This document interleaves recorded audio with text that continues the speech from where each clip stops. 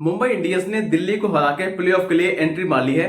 और सबसे खास बात यह है कि देखिए जो मुकाबला हुआ है, इस मुकाबले में मुंबई इंडियंस काफी पीछे चल रही थी।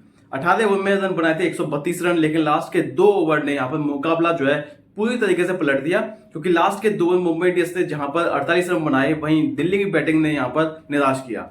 तो आज के वीडियो में ये हम बताने वाले हैं कि आखिर ये मुकाबला हुआ कैसे स्टार्ट हुआ। क्योंकि इस वाले मुकाबले पर बारिश का छाया था और बहुत सारी उम्मीदें थी यहाँ पर कि यहाँ बारिश ना हो, ये ना हो, वो ना हो, काफी सारी बातें हो रही थी कि ये मुकाबला हो नहीं पाएगा, पूरा मुकाबला नहीं हो सकता, किसी भी हालत में नहीं हो सकता।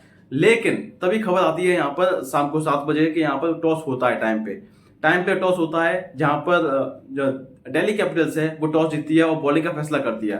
अब मुंबई के आगे यहाँ चुनौती ये थी कि यहाँ पर 2 दिन से ये जो पिच था वो ढका हुआ था, तो यहाँ हमें पता नहीं था, अंदाजा नहीं था कितना स्कोर हमको चाहिए। लेकिन यहाँ शुरुआत करी, यहाँ रोहित शर्मा रिकल्टन ओपनिंग करने के लिए आए, दोनों ने अच्छी शुरुआत देने की कोशिश की, लेकिन रोहित शर्मा जो है 5 गेंदों में 5 रन बना के मुस्तफिजुर रहमान की गेंद पर आउट हो गए।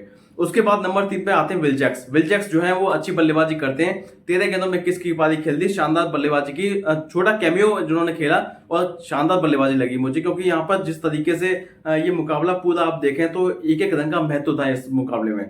13 के में 21 बनाए विल जैक्स ने। उसके बाद रिकल्टन की बात करें, 2 छक्के लगाए, बहुत ही अच्छे छक्के थे उनके। 18 गेंदों 25 की पारी खेली, वो अच्छे लय में दिखाई दे रहे थे। ऐसा लग रहा था कि शायद वो आज बड़ी पारी खेलेंगे, लेकिन वो कामयाब ना हो सके और जल्दी आउट हो गए। 18 गेंदों 25 रन की छोटी पारी रही, लेकिन इफेक्टिव पारी थी उनकी भी।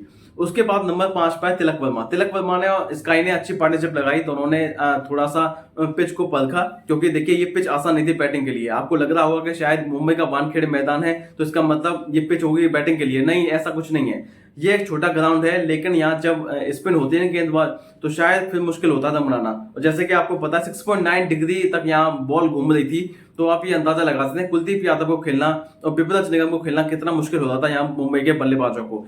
लेकिन यहाँ जिस तरीके से बैटिंग करते हैं, स्काई थोड़ा टाइम लेते हैं, तिलक वर्मा लास्ट में थोड़ा सा कैमियो खेलने की कोशिश करते हैं, लेकिन यहाँ 25 गेंदों में 25 की पारी खेल के आउट हो जाते हैं। उसके बाद यहाँ पर नंबर 6 पे आते हैं हार्दिक पांड्या, लेकिन हार्दिक पांड्या का बल्ला नहीं चल पाता है और इसीलिए यहाँ पर वो आउट हो जाते हैं जल्दी। तो नंबर उसके बाद 8 पर आते हैं नमन धीर और स्काई की जो बैटिंग रही वही सबसे बड़ा टर्निंग पॉइंट रहा इस मुकाबले का। अगर मैं इन दोनों की जोड़ी की बात करूं तो इन दोनों की जोड़ी ने एक अटूट साझेदारी निभाई 57 रनों की 21 गेंदों में।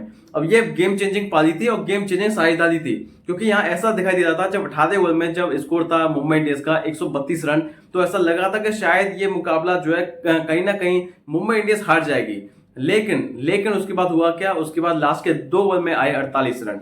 तो यहाँ पर टीम ने बना दिए 180 रन 5 विकेट पर। नमन धीर के 8 गेंदों में 24 रन और वहीं उसके बाद यहाँ पर स्काई के 43 गेंदों में 73 रनों की नाबाद पारी से यहाँ पर स्कोर पहुंच गया 180 रन। अब 181 से टारगेट था दिल्ली के सामने, लेकिन दिल्ली की टीम यहाँ शुरुआत से ऐसा लगा ही नहीं कि यहाँ पर इस मुकाबले में बनी हुई है। क्योंकि आप देखिए अक्षर पटेल नहीं थे उनकी टीम में। अक्षर पटेल का ना होना, क्योंकि बैटिंग भी अच्छी कर लेते हैं वो और कप्तानी भी अच्छी करते हैं, बॉलिंग भी तो करते हैं वो। तो बॉलिंग जो है स्पिन, एक 4 ओवर का जो स्पिन डिपार्टमेंट होता था यहाँ अक्षर पटेल के नाम, वो शायद इस बार नहीं हो पाया। इसलिए यहाँ पर मैं समझता हूँ दिल्ली की टीम की सबसे बड़ी कमी खली है वो अक्षर पटेल खली है। उसके अलावा बात करें तो राहुल को फील्ड में नहीं रखा गया उन्होंने, तो ये भी थोड़ा सा मुझे हैरान कर गया। क्योंकि यहाँ पर राहुल का जो जरूरी है ना राहुल तो बड़े खिलाड़ी हैं तो उनका रहना जरूरी था, लेकिन फिर भी नहीं रहते हैं। और इस तरीके से यहाँ पर मुंबई इंडियंस दिल्ली को हरा के प्लेऑफ में एंट्री मार लेती है। यानी अब जो है मुंबई इंडियंस के 13 मुकाबले खेले उन्होंने, जिसमें से 8 मुकाबले जीते हैं, 5 में हार मिली है, 16 पॉइंट हो चुके हैं। अब यहाँ पर टॉप 2 के लिए तो वो क्वालिफाई कर पाते नहीं कर पाते, ये देखने में बात रहेगी। लेकिन सबसे बड़ा यहाँ पर जो मैं समझता हूँ गुजरात और आरसीबी में टॉप 2 में कौन पहुंचेगी, ये सबसे बड़ा डिबेट रह गई है। क्योंकि हमको टॉप 4 टीमें तो मिल चुकी हैं, अब उसमें कोई भी दिक्कत नहीं है। एंड लास्ट के 1 हफ्ता बचा हुआ आईपीएल का, अभी लीग मैचेस का, और हमें 4 टीमें मिल चुकी हैं। तो इस बार जो है वो ऐसा कुछ रहा है आईपीएल का इतिहास। तो आज का वीडियो नेक्स्ट वीडियो में मिलेंगे, तब तक देता चैनल। नमस्कार।